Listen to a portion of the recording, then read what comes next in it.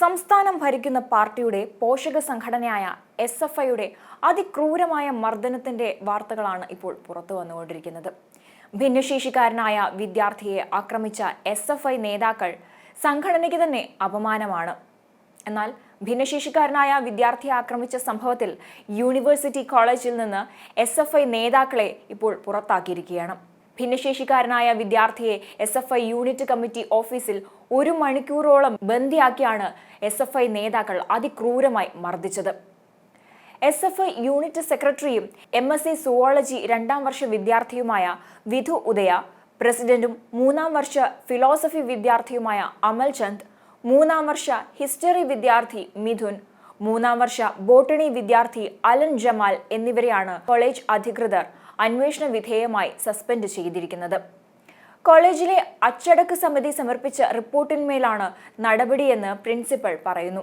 പരാതിക്കാരനായ മുഹമ്മദ് അനസിന്റെ മൊഴി പ്രകാരമാണ് റിപ്പോർട്ട് തയ്യാറാക്കിയത്. എന്നാൽ ഇവർ മുൻകൂർ ജാമ്യത്തിനായി കോടതിയെ സമീപിച്ചതോടെ അറസ്റ്റ് നടപടികളിൽ നിന്ന് കോടതി പോലീസിനെ വിലക്കിയിട്ടുണ്ട്. ഡിസംബർ 2-നാണ് കോളേജിൽ ഭിന്നശേഷിക്കാരനായ ബിരുദ വിദ്യാർത്ഥി മുഹമ്മദ് അനസിനെ SFI യൂണിറ്റ് കമ്മിറ്റി ഓഫീസിൽ വെച്ച് ബന്ദിയാക്കി മർദ്ദിച്ചത്. ഇയാളുടെ നിലവിളി കേട്ടെത്തിയ സുഹൃത്ത് അഫ്സലിനെയും മർദ്ദിച്ചതായി പരാതിയുണ്ട്. മുഹമ്മദ് അനസിന്റെ സ്വാധീനക്കുറവുള്ള കാലിൽ കമ്പുകൊണ്ട് മർദ്ദിക്കുകയായിരുന്നു. അനസ് കോളേജ് അച്ചടക്ക സമിതിക്ക് കൊടുത്ത പരാതിയിലാണ് SFI നേതാക്കളെ സസ്പെൻഡ് ചെയ്തിരിക്കുന്നത്. അച്ചടക്ക സമിതി നേരത്തെ അനസിന്റെ മൊഴിയെടുത്തിരുന്നു. പ്രതികളായ SFI നേതാക്കൾ അച്ചടക്ക സമിതിക്ക് മുന്നിൽ മൊഴി നൽകാൻ എത്തിയിരുന്നില്ല. എന്നാൽ കോടതി അറസ്റ്റ് തടഞ്ഞതോടെ പ്രതികൾ തിങ്കളാഴ്ച കോളേജ് അച്ചടക്ക സമിതിയുടെ മുന്നിൽ തെളിവെടുപ്പിനെത്തി. ഇവരുടെ മൊഴിയുടെ അടിസ്ഥാനത്തിൽ അടുത്ത ദിവസങ്ങളിൽ കൂടുതൽ പേരിൽ നിന്ന് തെളിവെടുപ്പ് നടത്തുമെന്ന് college principal in charge doctor Santhosh അറിയിച്ചിട്ടുണ്ട്. അതിനുശേഷമായിരിക്കും അന്തിമ റിപ്പോർട്ട് തയ്യാറാക്കുക എന്നും അദ്ദേഹം വ്യക്തമാക്കി. സംഭവത്തെക്കുറിച്ച് കോളേജ് വിദ്യാഭ്യാസ ഡയറക്ടർ P. സുധീർ അന്വേഷണം നടത്തുമെന്ന് മന്ത്രി R. ബിന്ദു നേരത്തെ പ്രഖ്യാപിച്ചിരുന്നു. എന്നാൽ ഇക്കാര്യത്തിൽ ഇതുവരെ കൂടുതൽ നടപടികളൊന്നും തന്നെ ഉണ്ടായിട്ടില്ല. കോളേജ് അച്ചടക്ക സമിതി നൽകുന്ന റിപ്പോർട്ട് പ്രിൻസിപ്പൽ കോളേജ് വിദ്യാഭ്യാസ ഡയറക്ടർക്ക് കൈമാറുന്നതാണ്. കോളേജിലെ യൂണിയൻ പ്രവർത്തനങ്ങളിൽ സജീവമാകാത്തതാണ് മർദ്ദനത്തിന് കാരണമായതെന്നാണ് പരാതി ലഭിച്ചിട്ടുള്ളത്.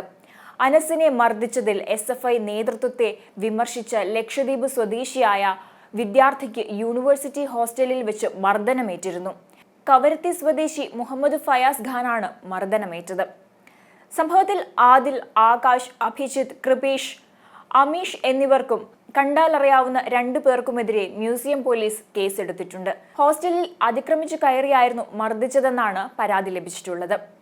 സംഭവത്തിൽ ആകാശ്, കൃപേഷ്, ആദിൽ, അമൽ എന്നിവരെ പ്രാഥമിക അംഗത്വത്തിൽ നിന്നും പുറത്താക്കിയതായി SFI നേതൃത്വം അറിയിച്ചിട്ടുമുണ്ട്. എന്നാൽ ഭിന്നശേഷിക്കാരനെ മർദ്ദിച്ചതുമായി ബന്ധപ്പെട്ട് 2 ആഴ്ചയായിട്ടും പ്രതികളെ പിടികൂടാനായിട്ടില്ല പോലീസിന്. പ്രതികൾ കോടതിയിൽ മുൻകൂർ ജാമ്യാപേക്ഷ സമർപ്പിച്ചതിനാൽ നടപടികൾ നിർത്തിവെച്ചിരിക്കുകയാണെന്നാണ് കന്റോൺമെന്റ് പോലീസ് പറയുന്നത്. അതേസമയം തിരച്ചിൽ നിർത്തിയിട്ടില്ലെന്നും നടപടിക്ക് കർശന നിർദ്ദേശം നൽകിയിട്ടുണ്ടെന്നും കമ്മീഷണറായ G. സ്പർജൻ കുമാർ പറയുന്നുണ്ട്. 2-ന് വൈകിട്ട് 5 മണിക്കായിരുന്നു ആക്രമണം നടന്നത്. പെരുങ്കുളം കോന്നിയൂർ ചക്കിപ്പാറ മൂഴിയിൽ വീട്ടിലെ 19-കാരനായ മുഹമ്മദ് അനസിനെയാണ് ആക്രമിച്ചത്.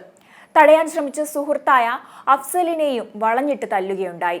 അനസിന്റെ സ്വാധീനക്കുറവുള്ള കാലിൽ ചവിട്ടിയും ഇരുമ്പ് കമ്പി കൊണ്ട് തലക്കടിച്ചും അതിക്രൂരമായി ആക്രമിക്കുകയായിരുന്നു SFI നേതാക്കൾ. കോളേജിലെ SFI നേതാക്കൾ പറയുന്നതുപോലെ സംഘടനാ പ്രവർത്തനം നടത്താത്തത് ചോദ്യം ചെയ്താണ് മർദ്ദനമെന്നാണ് അനസ് പോലീസിന് നൽകിയ മൊഴിയിലും പറയുന്നത്.